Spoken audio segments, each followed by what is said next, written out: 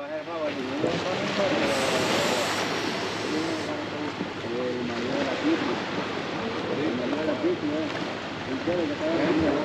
de escalera!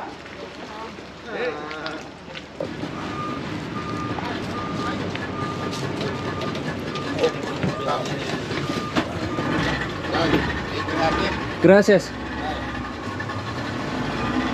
Buenos días. Günaydın dostlar, selamlar. Arkamdaki kasabayı bir önceki videodan hatırlayacaksınızdır. Coyolito. Oraya varmıştık uzun bir yolculuğun sonunda.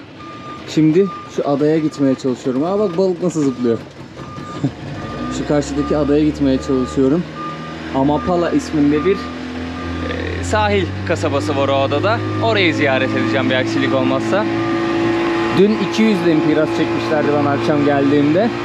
Ben de bekledim, konaklayacak bir yer bulmaya çalışmıştım kendime. Videonun sonunu izleyenler, bir önceki videonun sonunu hatırlayacaklardır neler olduğunu. Anlatacağım birazdan. Baksanıza oradan da güneş doğuyor. Bu sabah geldiğimde de 25 lempiras dediler, yani 1 dolara gideceğim. 8 dolardı, 1 dolara düştü.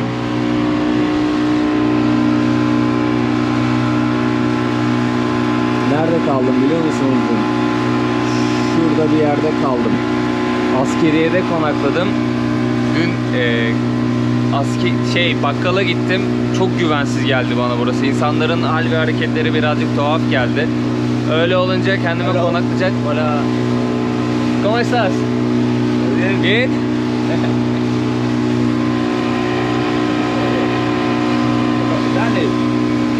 Dos capitanes. ¿Cuántos años tienes? 17. 17 capitane. Oh. 23. 23. ¿Cómo se llamas? Wilber. Wilber. ¿Usted? Miguel. Miguel. Miguel. Mucho gusto. Mucho Igual, gusto. ¿De qué país eres? Turquía. Después para Nicaragua. Nicaragua. Después. Después Nicaragua, sí. Ya está. ¿Es posible Nicaragua bot? Está largo. Largo. Oh, mucho dinero, sí.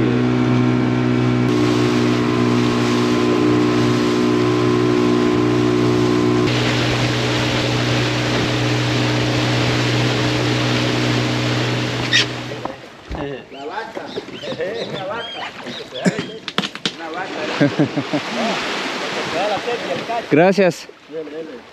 Hop hop hop. Geçelim şöyle. Botla buraya kadar geldik. Ne güzel doğuyor güneş ya. Bulutların arkasında ama çok güzel görünüyor. Burada insanlar bekliyorlar karşı tarafa geçmeyi. Buenos días. Playa Burro dedi burası için çocuk. Burro plajı. Buradan Amapala'nın merkezine 3,5 kilometre yürümem gerekiyor sanırım ama önce bir yolu bulayım. Şuradan gidip sağa dönmem gerekiyor.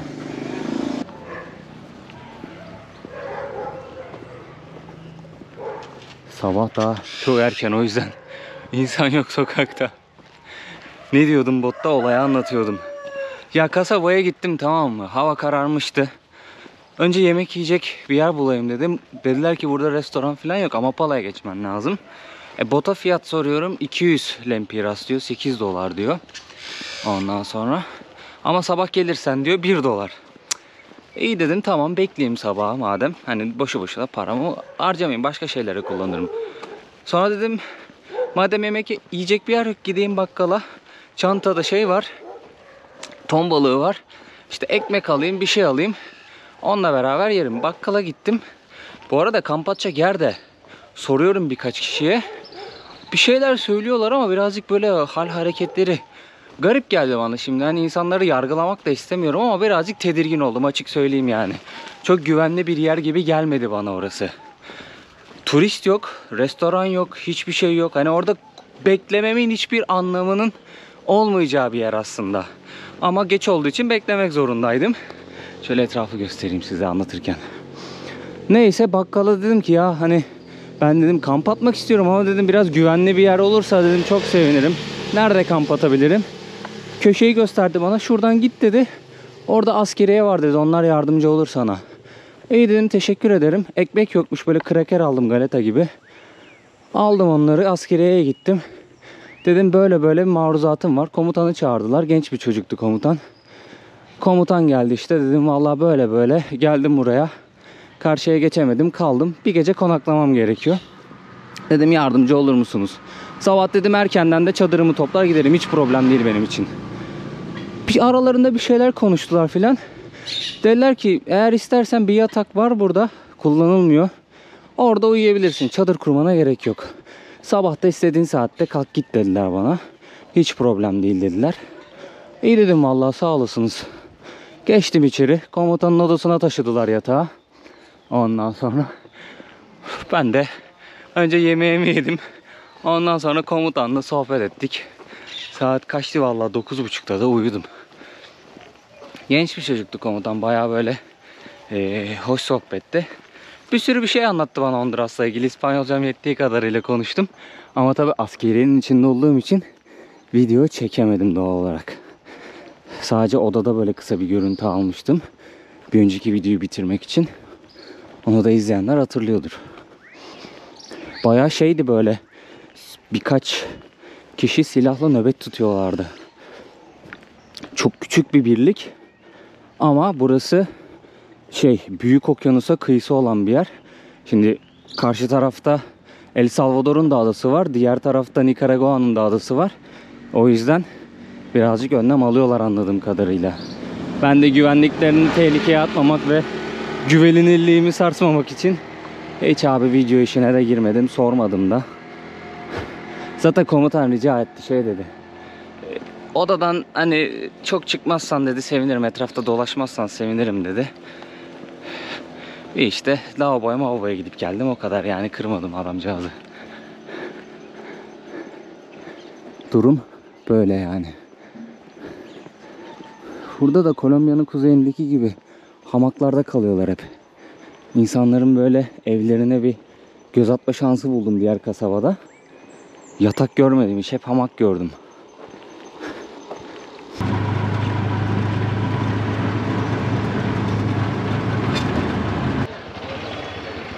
Abi beni Amapala'nın merkezine getirdi. Yaklaşık 2,5 kilometre yol geldik. Yolun bir kısmını yürümüştüm ben kendim. 15 lempirasa getirdi. Yarım dolar gibi bir şey yapıyor. Burası belediye binası. Bu da kilise. Abiye kamp atacak yer sordum. Bana sahildeki parkı gösterdi. Dur bakalım, bulacağız ya da başka planlar yapacağız. Şu an sokaklar bomboş. Çünkü saat bayağı erken. Ben de bir yarım saat bir soluklanmak istiyorum. Bir de kahvaltı yapayım, bir şeyler yiyeyim.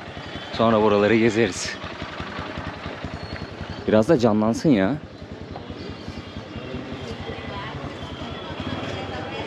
Burada da pazar yeri var.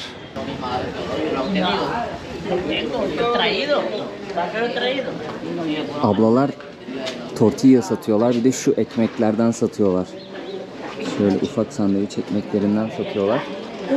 Bir de süt gibi bir şey satıyorlar. Buenos dias. Çok anlamadım onu ama bir dolaşıp sormak istiyorum. Bu abla tamaya satıyor.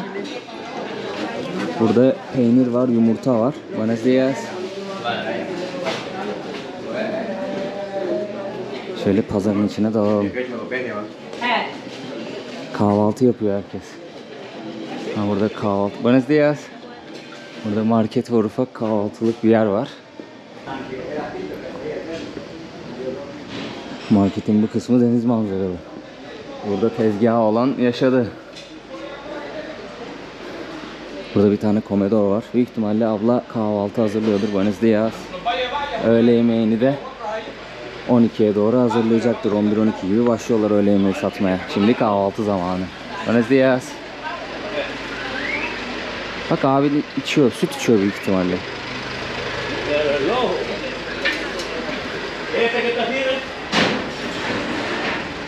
Burada kahve, meyve suyu bir şeyler satıyorlar.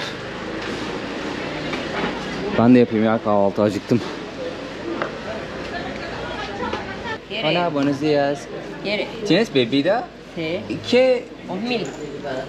2.000. Gomil. Sí. Omil. 2.000. 10.000. Una, porfa. El vaso se lo doy. ¿Sí? Acá, porfa, sí. Leche. Avena. Avena. Canela, azúcar. Gracias. ¿Cuánto vale? 15. 15. Avena Kolombiya'da da vardı. Bunu soğuk içiyordum ben Kolombiya'da. Şekerli, tarçınlı, sütlü. Başka bir şey var mı içinde bilmiyorum. Böyle bir içecek. ¿Cuánto quieres? Yarım dolar gibi bir şey yapıyor. 15 lempiras. Şu ufak ekmeklerden de aldım. Poşeti 10 lempiras. Amapala'ya özgü bir ekmekmiş bu. Şokella ekmek, bir de sütümü içeceğim.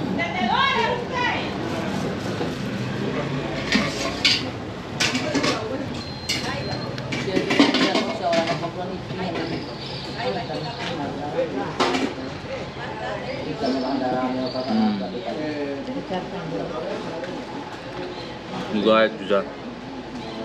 Kolombiya'da bunu hazır satıyorlardı marketlerde, soğuk. Serinlemek için alıp içiyordum.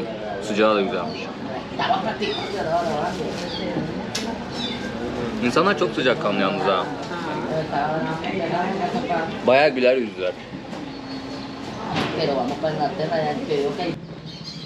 Buenos días, señor.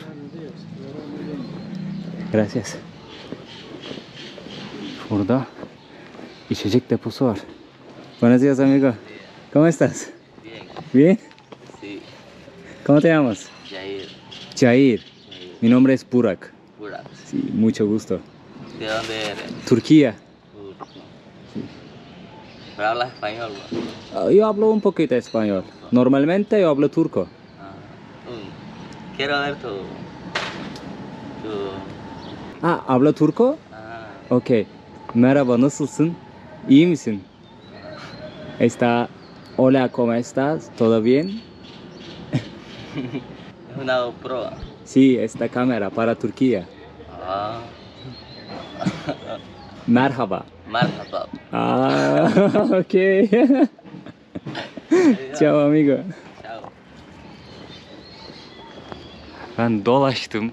Bütün kasabayı dolaştım. Konaklayacak bir yer bulamadım. Yani buldum da güzel fiyat çektiler, yüksek fiyat çektiler.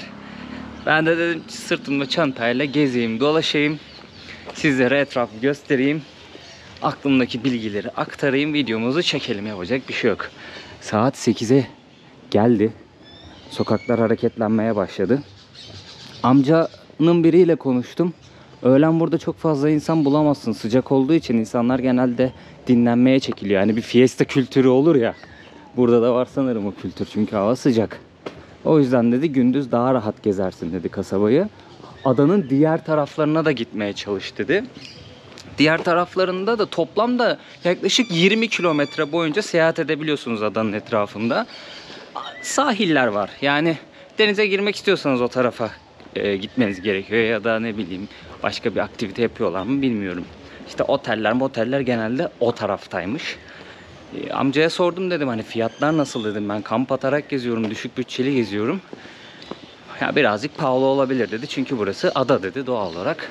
Hak verdim ben de yani. Biz de böyle gezelim, yapacak bir şey yok. Bu ev güzelmiş ha. He, amca bu evi söylüyordu bana.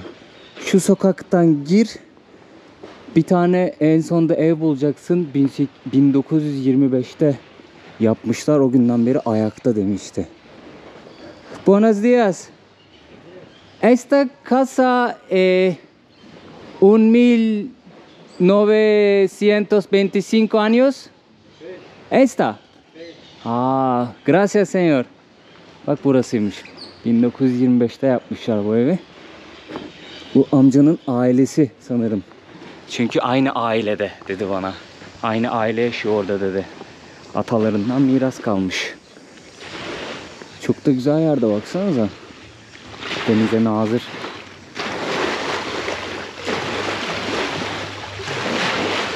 Burada da kayıklar var ama buraya geliyordur bence ya. Niye gelmesin ki? Bizi diğer tarafta bıraktığı botlar ama buraya da geliyordur illaki. Sahili böyle rengarenk boyamışlar, buraya da Amapala yazmışlar. Amapala bu arada Ne demekti? Mısır tepesi demek. Buranın yerlilerinin konuştuğu bir dil var. Nahu Atıl dili. Orada Mısır tepesi demek.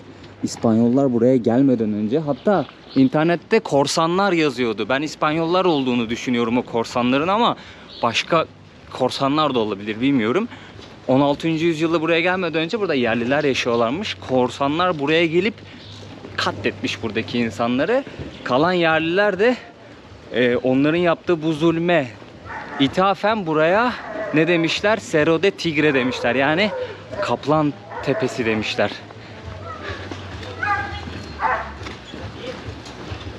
Ha, burada böyle hosteller var. Bunlar balıkçı tekneleri de olabilir. Bak şu botu, ona eminim karşı tarafa götürüyordur. Yolcu teknesi, yolcu botu.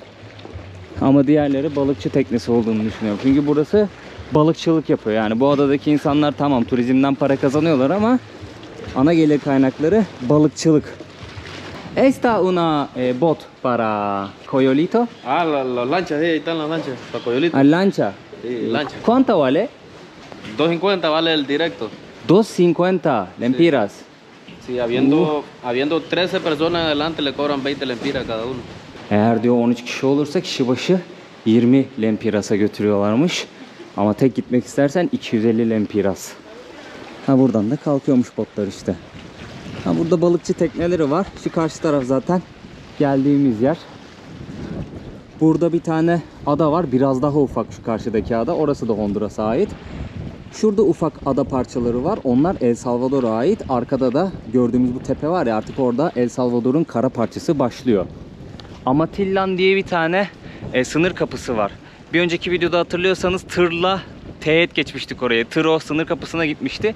Ben de terse doğru otostop çekmiştim. Eğer tırla gitseydim orada sınır kapısından şu karşıdaki kara parçasına bağlanma şansım vardı. El Salvador'da seyahat ederken ben aslında oraya gitmek istiyordum. Sonra düşündüm ki ya oraya gitsem Honduras'a aşağıdan girmiş olacağım. Tekrar yukarı çıkacağım. Tekrar aşağı inmem gerekiyor Nikaragua'ya geçmek için. O yüzden vazgeçmiştim, gitmemiştim. Dedim Honduras tarafını ziyaret ederim. Aha da şu an buradayım. Şimdi burası El Salvador kısmı, bura Honduras kısmı. Buradan gözükmüyor ama adanın diğer tarafına gittiğinizde Nikaragua'nın kara parçasını görüyorsunuz. Bildiğim kadarıyla Nikaragua'nın bir adası yok burada. Ama çok böyle geniş bir kara parçası var bu sularda. Hatta bu üç ülke zamanında Orta Amerika Cumhuriyeti kurmuşlar burada. Eğer internetten yanlış çevirmediysem. Çok kısa bir süreliğine Orta Amerika Cumhuriyeti, bir federal cumhuriyet kurmuşlar. Nikaragua, El Salvador, Honduras. Üçü bir kuruyorlar. Daha sonrasında başkentlerini Amapala yapıyorlar. Federal başkent burası oluyor. Ama çok kısa bir süre sonra El Salvador diyor ki beyler ben kaçıyorum, görüşürüz. Kendi bağımsızlığını ilan ediyor. Sonra Honduras'ta, Nikaragua'da ayrılıyor. Ve Orta Amerika Federal Cumhuriyeti dağılıyor. Yani bir dönem burası başkentmiş. Ha, bu da Cerro del Tigre. Adanın adı Cerro del Tigre. Bu dağdan, volkanik dağdan geliyor. Pasif bir volkanmış orası. Ne güzel boyamışlar eve. Fıstık yeşili ve beyaz. Ahşap binalar güzel de işte çok çabuk eskiyor. Çok iyi bakmak lazım. Gözün gibi bakacaksın. Yoksa baksanıza çok hoş gözüküyor. Tabii bu bayağı eskimiş. Bu da kızılımsı ama açık, böyle kiremit rengi gibi ve krem rengine boyamışlar. Gayet güzel.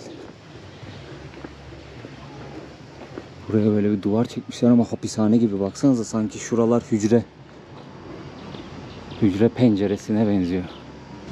Abla ne sümkürdü be. Oh, çete bekliyor orada. Hola. Beni mi çağırdılar? Beni çağırdı galiba. Hola, ¿cómo estás? Viene llegando. Perdón? Viene llegando. Ah, solo camino tomar video para Amapala. Ah, okay. Okay. ¿Para dónde va? Ah, no sé, yo tengo no plan, solo camino. ¿Cómo se llama? Burak. Burak. Burak, sí, Burak. sí. ¿De dónde es usted? Turquía. Pero habla bien español. Ah, no, un poquito. Un poquito. ¿Cómo se llamas? Giselle. Giselle. Javier. Javier, mucho gusto. Muchas gracias. Mucho ¿Le gusto. va bien? ¿No andas Lairo ahí? Lairo. ¿Lairo? Fósforo. ¿Fósforo? ¿Sí? No sé. Encendedor. Fuego. Ah, fuego, sí. Tienen que tener huevo porque anda tienen campaña y... Sí, yo tengo fuego porque yo acampar mucho. En cualquier lado acá.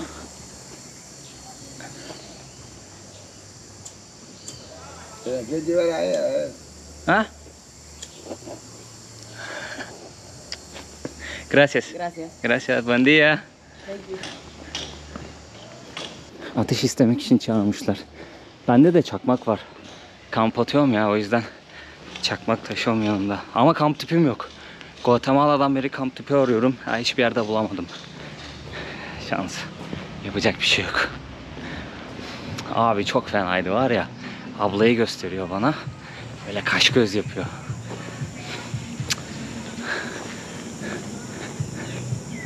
Aa, teyzem.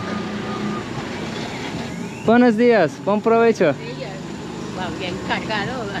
Sí, esto grande. ¿Cómo estás? Bien, por la voluntad del Señor. Mis hijos, que mejor los varones, y los hembras viven allá por Caracol. Ha. Dos hijas. A dos hijas, Caracol. Ha. ¿Está cerca? Me han dejado sola. Vaya, pues que le vaya bien. Solo visitando, solo paseando. Ah, vaya pues. Gracias, señora. Muchas gracias. Dios que lo acompañe. Gracias. Usted también. Sí, Buen yo día. sola vivo ahí. Mis hijas viven allá en Caracol. Aa, ok. Bien, pero... Sí, bien. Çok tatlı teyze ya. Çocukları Karakol diye bir tane kasaba var da yakınlarda, orada yaşıyormuş. Az buçuk anladım teyzeyi. Sabah Mercado'da kahvaltı yapıyordum. Teyze geldi, çantayı gördü. Geldi böyle bir sevdi beni. Bir şeyler söyledi orada, anlamadım. Tanıdım şimdi teyzeyi. Çok tatlı insanlar var ya. Burası böyle tepeye doğru çıkıyor. Şuradan gidelim. Burası için bayağı güvenli diyorlardı ama aldıkları önleme baksanıza, hapishane gibi kapatmışlar. Şunlardan çok gördüm ya, bu ATV'lerden bayağı gördüm. Dur bir su alayım şuradan. Kendime marketten. Markete gelip tortilla alıp artık nereye gidiyorlarsa evlerine dönüyorlardır. Oraya gidiyorlardı. Hola, buenos días. ¿Tienes agua? Sí. ¿En bote o bolsa? Boteo, por favor. ¿Tienes grande, un litro? Sí. ¿Cuánto vale? 20 lempiras. 20 lempira. Ah, gracias. Şuraya koyayım. ¿Solamente? Sí, solamente. Gracias. My God, desde Turquía. Sí. Amo ese país. Yo sigo esa cultura, me gusta su cultura. ¿Te gusta? Porque novelas. Novela, incluso la cultura es muy rica, la cultura de ustedes. Gracias, muchas gracias. Es uno de mis sueños viajar a Turquía. Ah, ok, es bonito país, bonito persona, bonito comidas. Sí. Y cómodo, económicamente es cómodo. Mi Económicamente, ahorita Turquía es un poquito problema, pero es bonito país. Pero usted es turco, Sí, turco. pero habla muy bien español. Un poquito. Práctica. Necesito más práctica. Sí, yo algunas palabras en turco, pero no mucho. ¿No Pero mucho? Sí leo un poquito. ¿Cuáles palabras? Como buenos días, günaydın. Günaydın. Sí. Sí. ¿Otras palabras? Como... se me olvidan, pero sí algunas palabras. Porque miro series turcas, me gustan las series turcas. ¿Cómo se llaman novelas? He visto un montón. He visto Karapahats. así se dice, Carapajal. Es No sé. como amor, amor, ¿cómo se dice? Amor, Sí. aşk. Miro, he visto Eternamente, es una serie muy bonita, Eternamente, Amor en blanco y negro. Bueno, todos los títulos en español, pero son series turcas. Ah, ok. Me gustan las series y sobre Gracias. todo porque no son vulgares. Bulgares. Porque no se ve sexo. En las series son muy familiares. La serie usted la puede ver tranquilamente con niños y no se ve sexo, pues no muestran mucho, no mucho. Ablayla konuşurken kamera sıcaktan kapandı ya. Çok da güzel sohbet ediyorduk. Türk kültürüne hayranmış. Dizilerle başlamış merakı. Şeyi anlatıyordu, orada kapandı tam kamera. Türk dizilerini çok sevdim dedi. Ailecek izleyebiliyoruz dedi. Çok fazla cinsellik, böyle öpüşme, koklaşma yok. O yüzden rahatlıkla izleyebiliyoruz çoluğumuzla, çocuğumuzla falan dedi. Türk dizilerinden bizim kültürü seviyor. Daha sonrasında kendi de araştırmaya başlıyor. Birkaç kelime Türkçe de öğrenmiş. Sadece günaydını hatırlıyordu. Ben birkaç kelime daha hatırlattım kamera kapandıktan sonra. Böyle tatlı bir sohbetimiz oldu ablayla. Bu kamera da beni delirtti ha. Birkaç gündür kapanıyor böyle sıcaktan.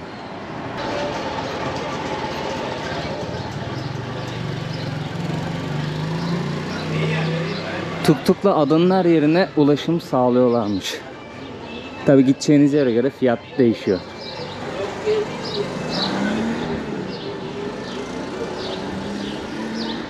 Burası da Amapala'nın merkezi. Park. Merkez parkı. Şurada kilise var. Belediye binası var. Orayı göstermiştim zaten. Bana şey dediler. İstiyorsan parka çadır kur dediler. Bir burayı gösterdiler, bir de diğer tarafı. Yani kurayım kurmasına da yine gün boyu çantayla dolaşmış olacağım. Benim amacım çantayı bir yere bırakabilmek. O yüzden böyle güvenli bir yer bulup çadırı kurayım istedim. Daha sonrasında bir büyük çantayı içine atayım, kafam rahat dolaşayım. Başka bir yere gideceksem de kafam rahat gideyim istedim ama olmadı. Ha, burada da çöp arabası var. Hola, buenos días.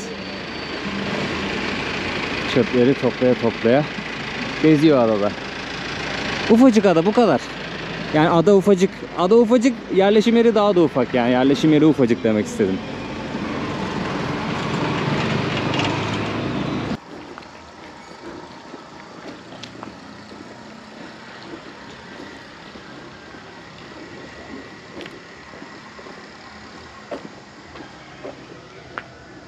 İşte yoksulluktan çok fazla böyle yerlerle uğraşamıyorlar, düzeltemiyorlar, restore edemiyorlar ya da yıkıp yerine yeni bir şey dikemiyorlar.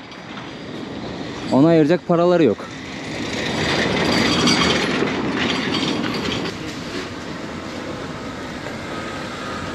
Buenas. ¿De qué nacionalidad eres? Nacionalidad, Turquía. Turco. Sí, yo soy turco. Oh, qué bien, ¿verdad? Que nos andan visitando por acá. Yo me llamo Don Cleto. Perdón? Don Cleto. Don Cleto, Burak. Mucho gusto, señor. Mucho gusto. Y soy oriundo del lugar. Solo paseando acá. Solo No, paseando. oriundo quiere decir nativo. Ah, tú nativo acá. Ajá, sí. Ah. Pescador, guía turista. ¿Para cuántos días tenés en la isla? Ah, no días, solo paseando. ¿Usted habla idioma nativo? No. No, está Sí, no, solamente español. solamente español. Sí. ¿Está una persona hablar nativo idioma o no ahorita? No ahorita. No ahorita. No, él anda, pescando. Pescando. Pescar es Ah, cuando, pescando. Ah, ok. cuando vas al mar. Ah, ok. Para dinero. Es correcto, Ah, para ok. la familia. Ah, para la familia. Sí. Kamera yine kapandı abiyle sohbet ederken. Yanlış anlamadıysam buranın yerlilerindenim dedi. Ama yerlilerin dilini konuşmuyormuş ya. Uzun yıllardır konuşmuyorlarmış o dili anladığım kadarıyla. Buenos días. Türkiye'den geldiğimi söyleyince çok şaşırıyorlar. Çünkü genelde Amerika'dan gelip burayı ziyaret ediyorlar ya da işte Avrupa'nın bazı ülkelerinden, özellikle Fransa, Almanya. Türkiye'den geldiğimi duyunca Güzel de karşılıyorlar aslında. Çünkü Türk dizilerini seviyorlar. Bayağı da popüler burada. Oradan aşinalar bize. Ama seyahat eden Türk'le pek karşılaşmamışlar.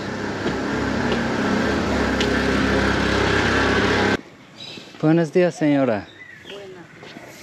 ¿Por dónde caminas? Playa Burro. Ah, la playa del Burro. Sí, yo Va de comí al viaje. Playa Burro. Va de viaje. Para Coyolita. Ajá, sí, sí. Sí. Pero pregunto que si va de viaje. Sí, yo solo paseando Sí, acá. porque cuando uno dice a la playa del Burro, se va. ¿Perdón? Cuando uno dice voy para la playa del Burro, se va de viaje. Ah, sí, yo viajando todo Honduras. Está bueno, qué bien. Gracias, señora. Bueno, me alegro de conocerlo. Me alegro de conocerlo. Ah, así un poquito. Muchas ¿eh? gracias. Yo hablo un poquito español. poquito, ¿eh? Sí, un poquito. Y un poquito de conocimiento también, porque ya luego se nos olvida. Gracias, señora. Vaya, Mucho gusto. igual. Mucho gusto. Igual. Igual, que le vaya bien y que, Gracias. y que el Señor le Ah, gracias. acompañe. Gracias. Gracias, señora. Feliz día. Igual. Buradaki teyzeleri yiyeceğim, yemin ediyorum ya. Çok tatlılar. Dua etti, kutsadı. Şimdi beni yolluyor. Şeker gibiler ya vallahi.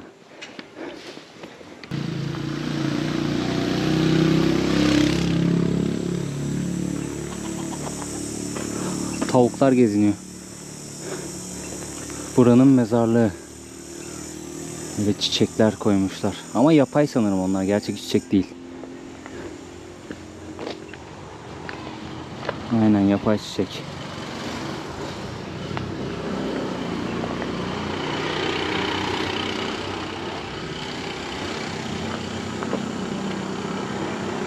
Burayla ilgili internette bir yazı okudum. Ne kadar doğru bilmiyorum. Yıl da vermiş hatta. 1925 yılında Albert Einstein bir grup bilim insanı ile birlikte adaya gelmişler. Bir süre burada yaşamışlar. Büyük ihtimalle araştırmalarını burada yürütmüşlerdir. Yani bir kısım araştırmalarını. Bir süre burada yaşamışlar. Ne kadar yaşadılar? Kaç kişi geldiler? Ne zaman ayrıldılar? Onunla ilgili bir bilgi yok. Sadece geldikleri yıl yazıyor. 1925. Şimdi Einstein kaç yıllar arasında yaşadı? Onu hatırlamıyorum ki. Sadece 2. Dünya Savaşı'ndan etkilenip kaçtığını Almanya'dan biliyorum. O kadar.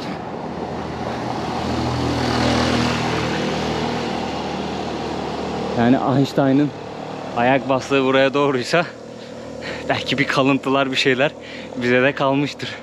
3 gram aklım var, belki faydası dokunur buraya gelmemin.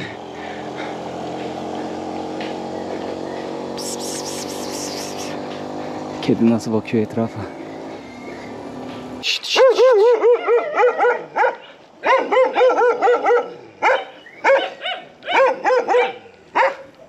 Önce yavrusu havladı. Sonra kendi fırladı içeriden.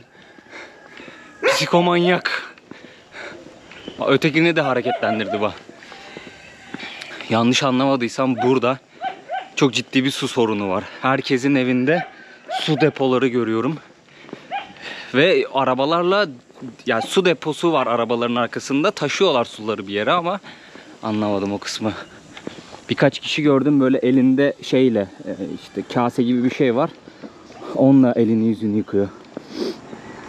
Su sorunu var belli ki.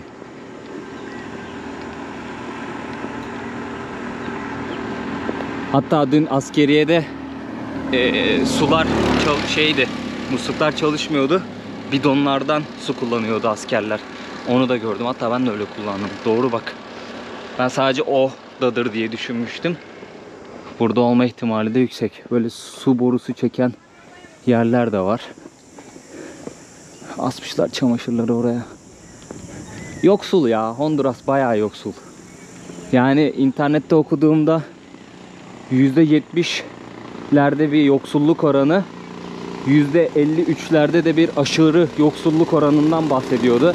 Ya rakamları es geçelim. Onlar ne kadar doğru belli değil ama benim gözümün gördüğü, insanlarla konuştuğum ve birazcık araştırdığım kadarıyla hakikaten yoksul bir ülke. Ki Orta Amerika'nın en yoksul ülkesi olarak geçiyor. Üzücü ya. Yani hakikaten burası baktığınız zaman birçok kaynak en azından doğa olarak var. Yeraltı madenleri nasıldır bilmiyorum. Su kaynağı da vardır bence. Oğlum bu çıksa içeride mahveder beni abi. Tipe bak. Yani denizin kıyısında hem Karayip denizine kıyım var hem de Büyük Okyanus'a kıyım var. Su kaynağının olması lazım bence. Gölün var. Ne bileyim ya. Bana garip geliyor. Yani öyle bir yoksullaştırıyorlar ki ülkeleri. Mahkum ediyorlar yoksulluğa.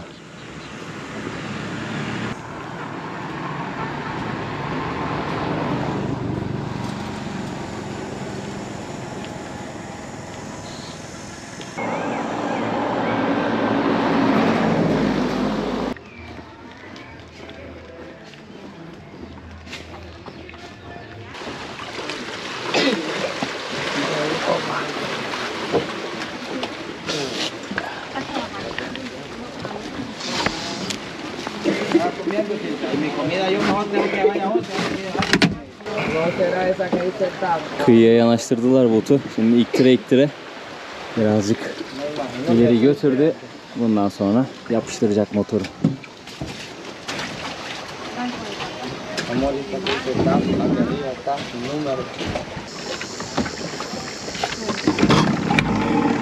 Bak çalıştı.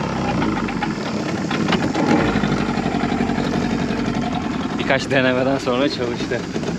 Hadi bakalım artık adadan ayrılıyoruz. Kalabalık ha bayağı. Çapayı alıyor şimdi çocuk. Abi de motoru çalıştırdı. Coyolito'ya dönüyoruz. Nikaragua'da şu tarafta kalıyor. Bir aksilik olmazsa bir sonraki videoda Nikaragua'ya olan yolculuğumu ve ülkeye girişimi izleyeceksiniz. Umarım.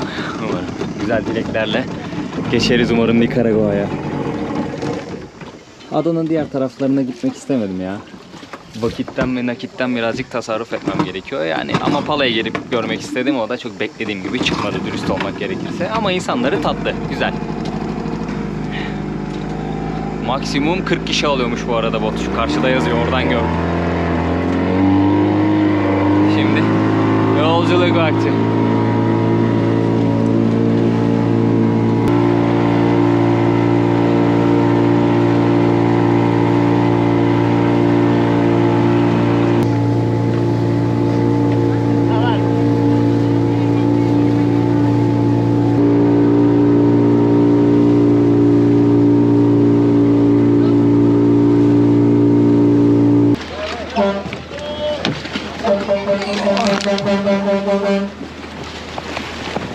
Gracias. Hola. San Lorenzo. ¿Cuánto vale? 35. 35. Ok, gracias. Vale, me siento.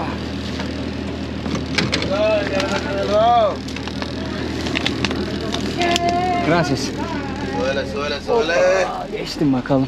Hola señor, buenas. Coyolito'ya geldik. Çantayı da attık otobüse. Hemen otobüs kalkıyor şeyin önünden, bu iskelenin buradan. San Lorenzo'ya kadar gidecek. Artık oradan da ben, siz bir sonraki videoda izleyeceksiniz, Nikaragua sınırına doğru yol alacağım dostlar. Bir tane hikaye var aklımda. Onu anlatmak istiyorum, öyle bitirmek istiyorum videoyu. Bu El Salvador'la Honduras arasında geçen bir olay. Burası için önemli bir olay. Hatta tarihe de geçmiş. Şimdi El Salvador zamanında, şu an öyle mi bilmiyorum, toprak ağası sistemi varmış orada. İnsanlar toprakla, tarımla çalışıp kendi topraklarına elde edemiyorlarmış. Hep böyle birisinin adına çalışmak zorunda kalıyorlarmış. Öyle olunca insanlar tabi isyan ediyor, istemiyorlar. Honduras'a göç ediyorlar. Honduras'a göç etmelerinin sebebi de burada kendi topraklarına sahip olabilme şanslarının olması. Zamanla El Salvador'dan Honduras'a göçler başlıyor. Önce çok küçük bir grup gidiyor. Sonra çalışıp kendi topraklarına sahip oluyorlar. El Salvador'dan bunu duyan insanlar Honduras'a göç ediyor. Göç ediyor. Zamanla 300.000 kişi Honduras'a El Salvador'dan göç etmiş ve birçoğu da kendi topraklarının sahibi olmuş. Honduras hükümeti bu durumdan pek hoşlanmıyor ve bir tarım reformu yapıyor. Bu tarım reformu ne? Tamamen El Salvadorlulara yönelik. Onların topraklarına el koyup El Salvadorluları deport etmek, kendi ülkelerine geri yollamak zorla. Aha, alttan bir şey iktirdiler de, çuval iktirdiler alt. Ayaklarıma değince bir şey oldum. Bu ne dedim? Her neyse, El Salvadorluları zorla ülkelerine gönderince problem oluyor. İki ülke arasında bayağı böyle bir ipler geriliyor. 1969 yılında Dünya Kupası elemeleri oynanıyor burada. Honduras'la El Salvador oynuyor, tamam mı? 1970 Dünya Kupası'na katılmak için oynuyorlar bu elemeleri. Daha sonrasında ilk maç Honduras'ta. El Salvador Honduras'a gidiyor. Honduraslılar El Salvador milli takımını uyutmuyorlar gece. Tabi ertesi gün sahaya yorgun çıkıyor futbolcular. El Salvador kaybediyor. İkinci maç El Salvador'da. İkinci maç öncesi de bu olaylar yüzünden bir kız intihar ediyor takım yenildiği için. Bayağı bir El Salvador hareketleniyor. Her neyse El Salvador'da oynanıyor ikinci maç. El Salvador aynı tarifeyi Honduraslılara uyguluyor. Honduraslılar gece uyuyamıyor, maçı kaybediyorlar. Ama şöyle bir problem oluyor. Kız intihar ettiği için ülkede bayağı bir alevleniyor ortalık.